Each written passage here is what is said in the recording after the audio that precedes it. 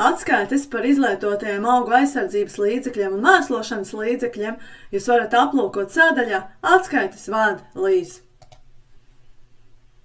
Šeit GeoPace sistēmā ir pieejama informācija par katru lauku, kādi augu aizsardzības līdzekļi ir lietoti. Izvēlēsimies lauku Birzmala, tātad mēs redzam, kad ir lietots Soratel modus start, mēs redzam izlietoto daudzumu, apstrādāto platību un datumu.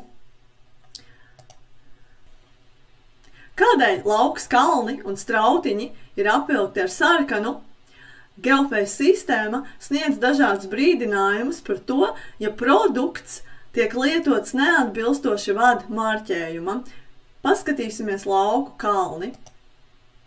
Tad šeit es redzu, ka Soratel ir apvilkts ar sarkanu un ir pārsniegta atļautā lietošanas deva.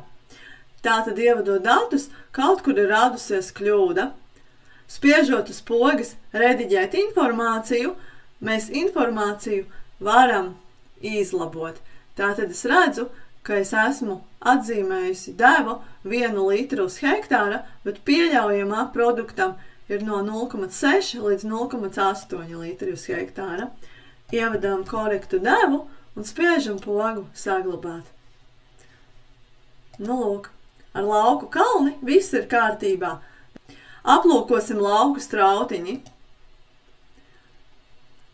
Tātad šeit es redzu, kad ievadot datus, es netīšām esmu kļūdījusies un Soratel lietojusi 2 reizes, kas nav atbilstoši šī produkta lietošanas marķējumam.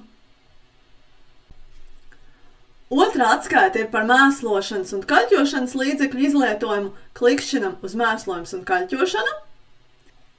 Un šeit mums ir pieejama informācija par to, kādi mēslošanas līdzekļi uz lauka tika izmantoti. Piemēram, uz lauka Birzmala tika lietots amonija nitrāts, kopējais izlietotais daudzums, apstrādātā platība, datums un aktīvās vielas sastāvs. Šeit augšā mēs redzam kopējo aktīvās vielas izlietojumu tonās uz saimniecību sezonā.